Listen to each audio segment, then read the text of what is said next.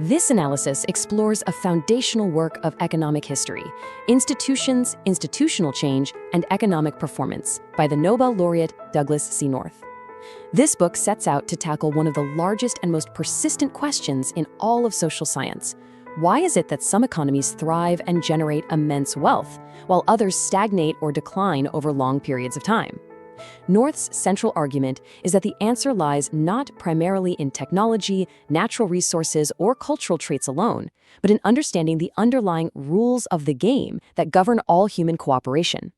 His framework is designed not just to explain economic success. Its real power lies in its ability to be equally effective in explaining economic failure, stagnation, and historical decline. The primary objective, as North himself states it in the book's preface, is to construct an entirely new way of approaching these complex issues. He sees this as a necessary first step, a foundational piece of work that must be established before a complete and robust theory of economic dynamics can ever be developed. This study represents the culmination of more than 2 decades of his earlier research, but it ventures far deeper into the nature of political and economic institutions. Crucially, it focuses on the mechanisms of how these institutions actually change over time. The central focus throughout the work is the problem of human cooperation, specifically the kind of cooperation that is necessary for economies to capture the immense gains from trade, which Adam Smith first identified as the ultimate source of the wealth of nations.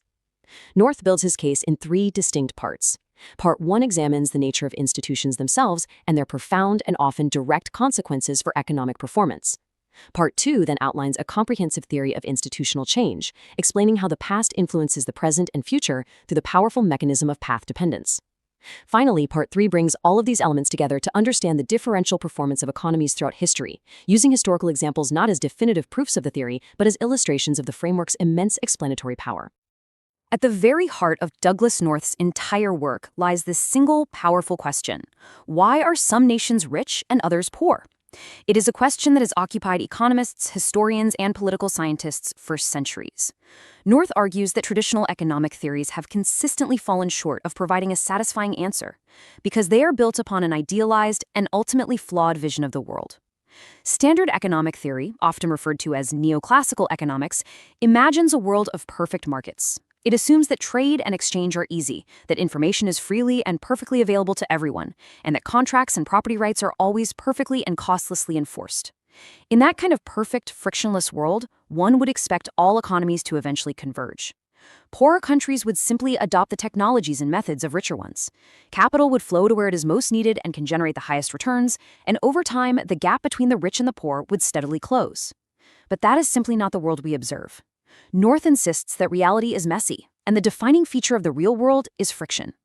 It is costly, difficult, and profoundly uncertain to transact with other people. And it is this friction, he argues, that makes the rules of the game, the institutions that govern our exchanges, so incredibly important. The persistent failure to properly account for these institutions is precisely why development economics has, for half a century, been unable to provide a satisfying explanation for this stubborn, persistent divergence between rich and poor nations. The theory itself was simply not up to the task, because it was built for a world that does not exist. So the crucial point to grasp is that this isn't just a modern economic question. North frames it as the central puzzle of human history itself. How is it that human societies, which all began in similar states of primitive hunting and gathering bands, have evolved along such radically different paths? The overwhelming feature of the last 10 millennia of human history is not convergence toward a single form, but divergence. Societies have evolved into vastly different religious, ethnic, cultural, political, and, of course, economic forms. This observable fact presents a direct and powerful challenge to any simple evolutionary theory of societal development. A purely evolutionary hypothesis would suggest that competition should weed out inferior or inefficient institutions, allowing only the more efficient forms to survive and spread across the globe. But history is filled with countless examples of economies with seemingly inefficient institutions that not only persisted for centuries, but in some cases even dominated societies with arrangements that appeared to be more efficient. North recounts his own intellectual journey on this very problem. In his earlier work with Robert Thomas, they correctly identified institutions as the key determinant of economic performance. But they had an essentially efficient explanation for how those institutions changed. They believed that shifts in relative prices would induce societies to innovate and adopt more efficient rules. But this model simply could not explain major historical anomalies. For example, why did Spain, after adopting property rights that were clearly inefficient for long-term economic growth, failed to change course and instead entered a long period of decline? By the 1980s, North had abandoned this efficiency view. He recognized that rulers often devised property rights in their own self-interest, leading to outcomes that were highly inefficient for the society as a whole but beneficial to them. But this still left the evolutionary question unanswered. Why wouldn't competition between nations eliminate these inefficient arrangements over time? This study provides the answer. So, to begin to unravel this deep historical puzzle, North argues that it is necessary to start with the most fundamental concept of all, the rules of the game that structure every single society. He gives these rules a specific, technical name that is central to his entire framework: institutions. It is essential to break down exactly what he means by that term. It is worth dwelling on this definition because every word here is critical to the theory. First, institutions are humanly devised. This means they are not given by nature, revealed by God, or determined solely by technology. They are a creation of human beings, designed to deal with the recurring problems of cooperation. Second, they are constraints. This is what makes them complementary to, rather than a replacement for, standard economic theory. They define and limit the set of choices available to individuals, providing the framework of rules and constraints within which individuals then make their choices. Third, their explicit purpose is to shape human interaction. By doing this, they structure the incentives that guide all human exchange, whether that exchange is political, social, or economic in nature. This concept of structuring incentives is absolutely central to the entire argument. The institutions of a society determine the payoffs for engaging in different activities, be it investing in any technology, lobbying the government for a monopoly, developing new skills, or even becoming a parrot. Institutional change, therefore, is what shapes the way societies evolve through time, and understanding this process is the key to understanding historical change itself. Now, what is particularly interesting here is the distinction North draws between different types of institutions. Institutions are not just the formal, written rules that typically come to mind, such as a constitution or a body of law. North's framework gives equal, if not greater, weight to both formal and informal constraints. Formal constraints are just what they sound like. They are rules that are explicitly created, often in writing. A constitution, statutory laws, government regulations, and specific legally defined property rights are all examples of formal rules. But just as important, and in many cases far more powerful, are the informal constraints. These are the unwritten rules of a society, such as conventions, norms of behavior, and codes of conduct. One can think of social norms like honesty and integrity, conventions about how to conduct a business meeting, or unwritten codes of conduct regarding good sportsmanship. These informal constraints are often deeply embedded in a society's culture and are passed down through generations via teaching and imitation. North argues that while formal rules can, in principle, be changed overnight by a single political or judicial decision, these informal constraints are far more resistant to deliberate top-down change. They are embodied in customs, traditions, and shared beliefs, and they provide a powerful source of continuity, connecting the past, the present, and the future. This cultural embeddedness of informal constraints is a key part of the explanation for why change is so often slow and incremental, and why history matters so much. So what is the fundamental function of all these rules, both formal and informal? The crucial point is that the major role of institutions in any society is to reduce uncertainty. They achieve this by establishing a stable, though not necessarily efficient, structure for all human interaction. In essence, they are a guide to behavior, making the social and economic world more predictable. Without them, the costs of transacting with other people would be astronomical because it would be necessary to figure out the terms of cooperation from scratch for every single interaction one has. Institutions provide a shared framework of understanding. They define property rights, specifying what is and is not permitted, and in doing so, they lower the costs of exchange, making complex social and economic life possible. It is vital to recognize that this stability does not mean that institutions are static or unchanging. On the contrary, institutions are constantly evolving. Conventions, codes of conduct, norms of behavior, and even formal laws are all in a process of continual, incremental change. This process of evolution is constantly altering the choices available to us and therefore shaping the direction of the economy over time. And this illustrates one of the most crucial conceptual distinctions in the entire theory, the difference between institutions and organizations. Conceptually, North insists, it is absolutely essential to clearly separate the rules from the players. Institutions are the rules of the game. They consist of the formal written rules and the unwritten codes of conduct that together define the way the game is played. Organizations, on the other hand, are the players. They are groups of individuals bound by some common purpose to achieve specific objectives. Examples of organizations are everywhere: political parties, city councils, firms, trade unions, churches, universities, and athletic clubs. The purpose of these players is to win the game by acting within the established set of rules. They do this through a combination of skills, strategy, and coordination. Modeling the evolution of the rules of the game is a fundamentally different analytical task from modeling the strategies of the players within those rules. This separation is essential for building a coherent theory of institutions. The answer to the great puzzle of economic divergence hinges on understanding the dynamic interaction between these two concepts. Institutions, along with the standard constraints of economics, determine the opportunity set in a society. Organizations are then created to take advantage of those opportunities. And as these organizations evolve, they in turn alter the institutions themselves. So, with a clear understanding of the rules, the institutions, and the players, the organizations, it is now necessary to understand the friction in the game that makes those rules so critically important. This brings the analysis to a fundamental concept in North's framework, an idea originally developed by another Nobel laureate, Ronald Coase: transaction costs. Organizations are the active agents in this entire framework. They are the primary drivers of social and economic change. They are created with purposive intent by individuals, whom North calls entrepreneurs, who perceive opportunities for gain. Those opportunities are a direct result of the existing set of constraints, which includes not only the institutional framework of rules, but also the traditional economic constraints of technology and resource endowments. As organizations attempt to accomplish their objectives, whether that is maximizing profit for a firm, winning an election for a political party, or spreading a religious doctrine for a church, they become the primary agents of institutional change. They are constantly testing the boundaries of the existing rules, seeking to alter them in their favor, and investing in the specific skills and knowledge that have the highest payoff within the current institutional structure. The types of organizations that come into existence and the way they evolve are therefore fundamentally influenced by the institutional framework.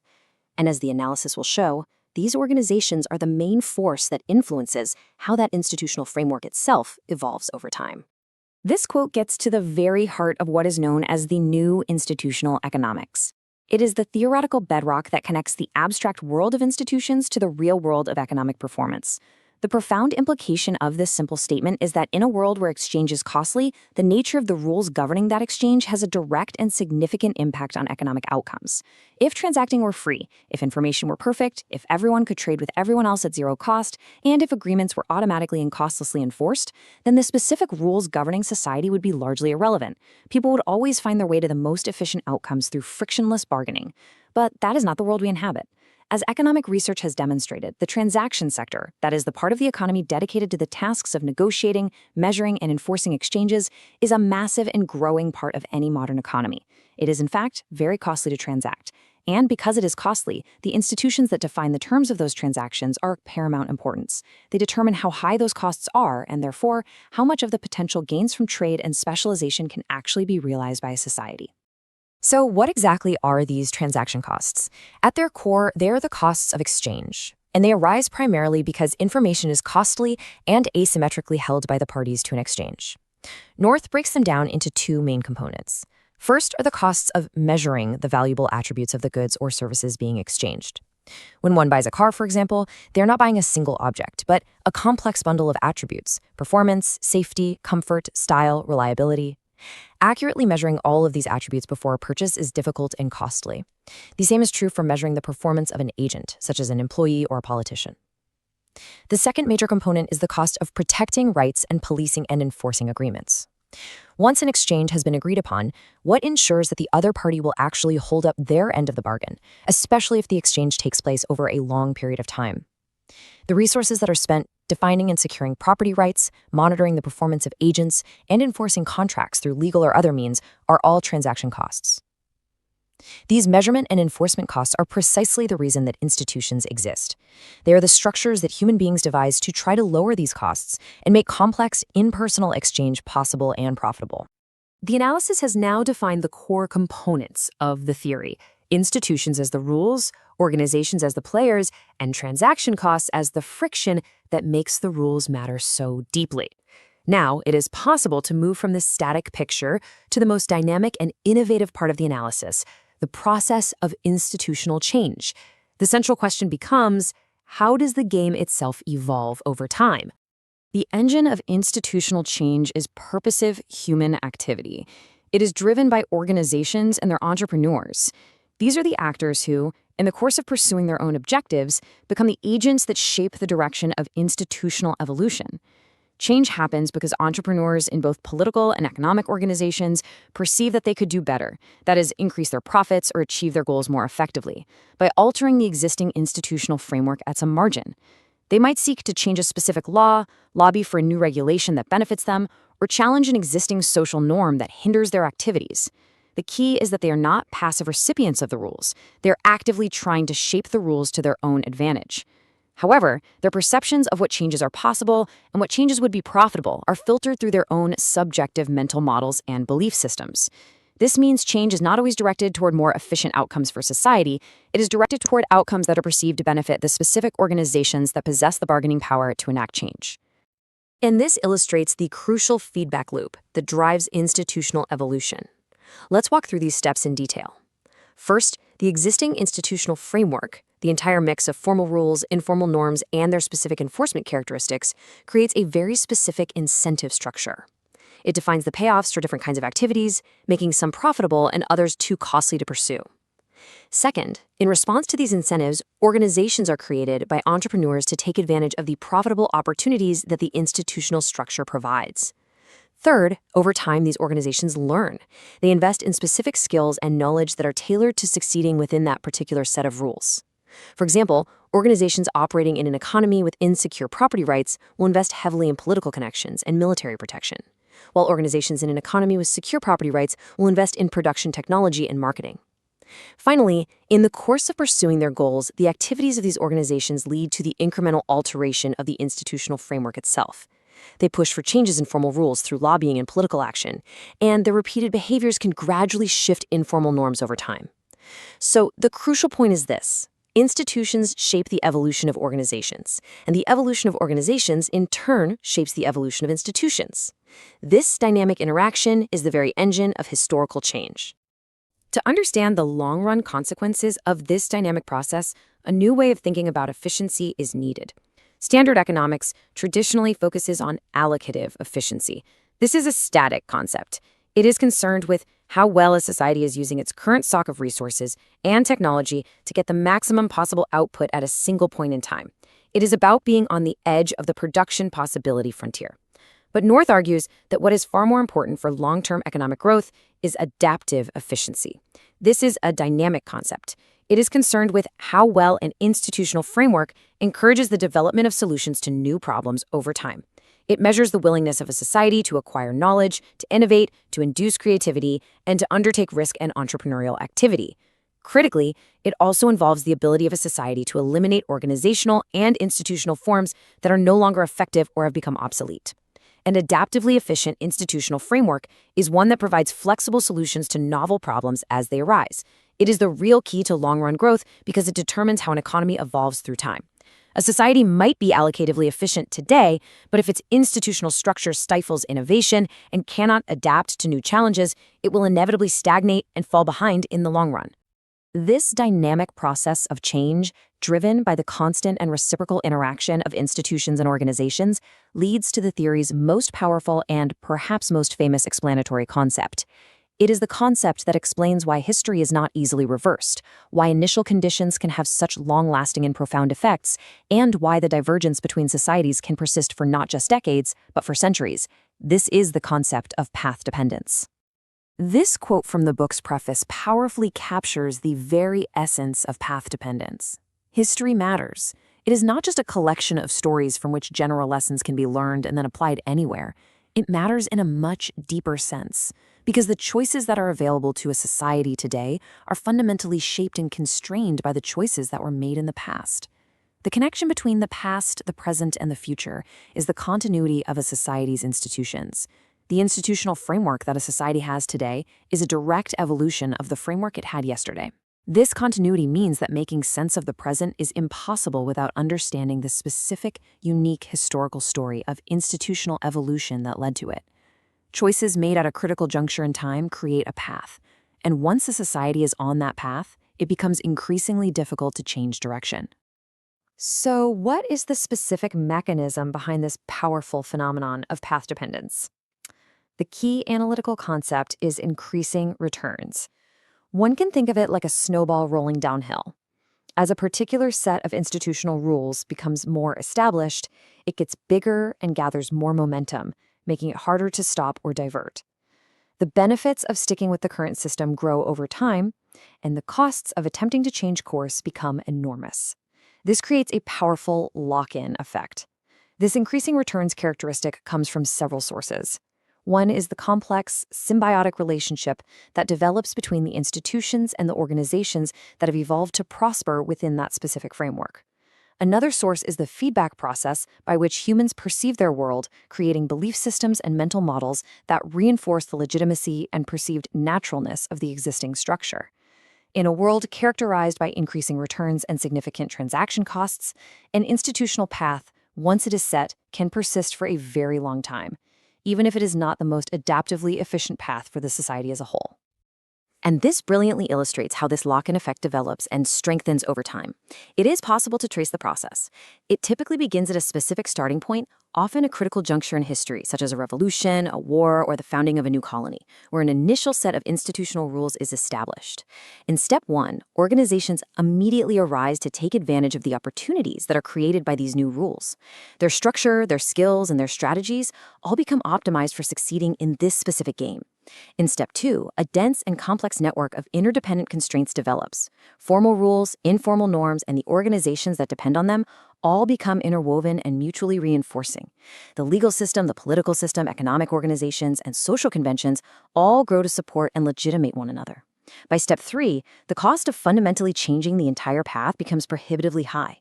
The organizations that have developed vested interest in the existing structure will use their considerable resources to resist any change that threatens their position.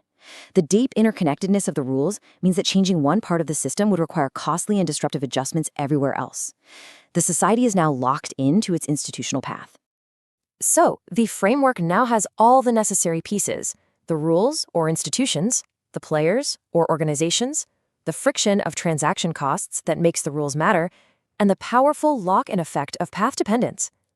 It is now possible to put all of these pieces together to finally provide a coherent answer to the big question posed at the very beginning: why do some economies succeed while others fail over the long run? What is so powerful about this is how it applies the full framework to contrast two radically divergent historical paths. Let's begin with a path to growth. On this path, the basic institutional framework creates incentives that broadly reward productive activity, things like innovation, investment in human capital and skills, and the expansion of trade. In response to these incentives, organizations form and invest in skills and knowledge that increase productivity. This leads to economic growth, which in turn reinforces the institutional path and creates demand for further adaptations that continue to encourage productivity. Now contrast this with a path to stagnation. Here, the institutional framework creates a very different set of incentives. The payoffs overwhelmingly favor redistributive activity rather than productive activity. The best opportunities for entrepreneurs lie in creating monopolies, engaging in what economists call rent-seeking, which is basically the attempt to get rich not by creating new wealth, but by manipulating the political or legal system to get a bigger slice of the existing economic pie, or in extreme cases, simply engaging in piracy. In this institutional framework, the organizations that develop will also become more efficient over time, but they will become more efficient at making the society even more unproductive, and at preventing any changes that would threaten their privileged position. This reinforces a path of stagnation, locking the economy into a state of decline or persistent poor performance.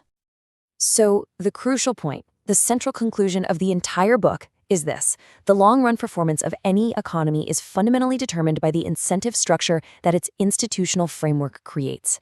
Institutions are not a passive background variable. They are the primary determinant of economic outcomes.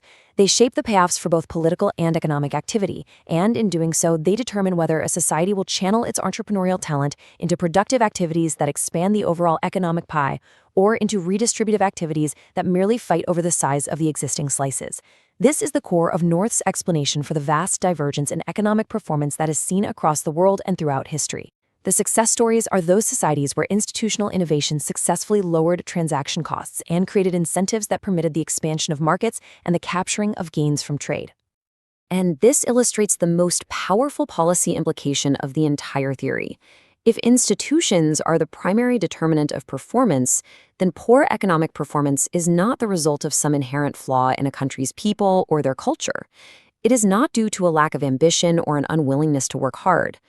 Instead, it is the direct and logical result of an institutional framework that has created a set of payoffs that does not encourage and reward productive activity. The problem is one of bad rules, not bad actors. Individuals and organizations are behaving rationally. They are responding to the incentives they face in their environment. If the highest returns in a society come from piracy, then talented and ambitious people will invest their energies in becoming good pirates. If the highest returns come from technological innovation, they will invest in becoming good engineers and scientists. This shifts the entire focus of economic development away from simply providing more capital or trying to change a country's culture, and towards the much more difficult but essential task of understanding and reforming the underlying institutional framework in order to create incentives for productivity. In closing, North elevates his analysis beyond a narrow economic theory. This final quote frames the entire project in a much grander and more profound context. The story of institutions, he suggests, is not just about transaction costs and property rights. At its core, it is the story of the endless struggle of human beings to solve the fundamental problems of cooperation. It is only by solving these problems, by creating institutional structures that allow for complex, peaceful, and productive exchange, that societies can reap the vast advantages of technology, science, art, and all the other facets of human endeavor that we collectively call civilization. The analytical framework presented in this book provides a way to understand that long and difficult struggle. The theory explains the divergence of economies by focusing on path dependence, where the intricate interplay between institutions and organizations creates self-reinforcing paths of either growth or stagnation. Ultimately, it provides a powerful framework for understanding not just where an economy is today, but the long historical path that brought it there.